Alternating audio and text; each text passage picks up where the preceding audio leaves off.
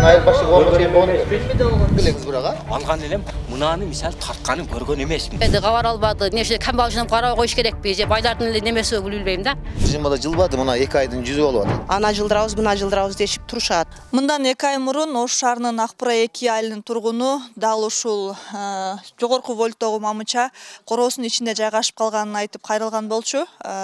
Мындан улам биз бул аймакты караган Сойманто рейсине кайрылып, алар бул мамычаны 1 жума аралыгында жылдырып беребиз деп айтышкан болчу.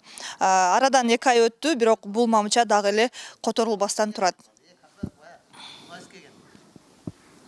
Буга чейин ТМД редакциясы алып чыккан материалда жогорку вольттогу мамыча короонун ичинде жайгашып, адам өмүрүнө коркунуч жарап жатканын чагылдырган элек. Короонун ичиндеги кооптуу мамыча Акпыра 2 айылында орун алып, аймак Папан айыл өкмөтүнө карайт. Айыл өкмөт башчысы январ айында кайрадан арыз менен кайрылган. Бирок электр тармактар ишканасынан так жооп болгон эмес. Абдыкар Кочкоров кооптуу болгон мамычаны эртерээк короомдон алып чыгып кетсе дейт. Булар ушу мына зымын тартып, даярдап койду. Ошо 2 анималдарын эртеге келебиз. Ушу биздин өтүнүчүбүз, суранычыбыз.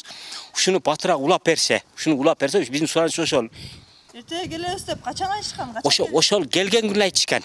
Келген күнү айткан. Ошо эртеге келип улап коебуз деди, ошойдон келбеди. Бул маселе 1,5 жылдан бери чечилбей атат. Себеби бул столба жараксыз, высоковольтный столба жараксыз абалда, аварийный состоянияда. Бул 2 жеринен жарака кеткен. Булар абдан кооптуу немеде шартта турушат. Себеби дегенде үйдүн үстүнөн өткөн.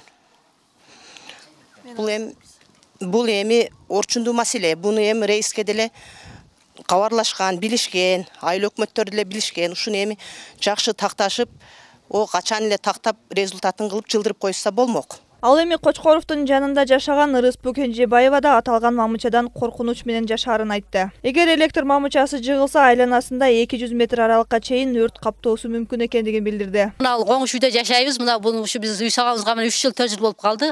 Ушундан бери ушу стал менен алышабыз да. Балам жүгүрүп акыраса кетип калды. Мына акабыз ушундардан оршон болуп калды. Кече жакында жыгылып дуктурга жат чыкты. Эми ушул өткөндө келип бир келип калышты эле. Эми кел деп сүйүнсөк дагы келбей коюшту. Бизге опасный болот, шамал болсо ham коркобуз, тарак десе ham жүгүрүп чыгабыз. Наянтан келип карайм, жыгылып түштү окшойт деп. Өтө опасный болду. Аны өзүңүздөр көп болдуңуздар. Бияга азыр Акпыра 2 айылынын жашоочусу, 2-чи группадагы инвалид. Мына электр чубалгысы белгисиз себептер менен посылкасынын үстүнөн өтүп калган. Мен айыл башчы болгон үчүн өтүп калган экен. Азыр бул жылдыруу боюнча иштер жүрбөдү дебейбиз, эми жүрдү. Жогору жакта бетон мамыларга чубалгылар тартылган, бирок подключение боло элек. Эми биз рейс менен байланыссак, айтып атат, ушул жума ичи күн ачылса тартып беребиз деп атат. Биз эми ошол жылдырып берет деген үмүттөбүз.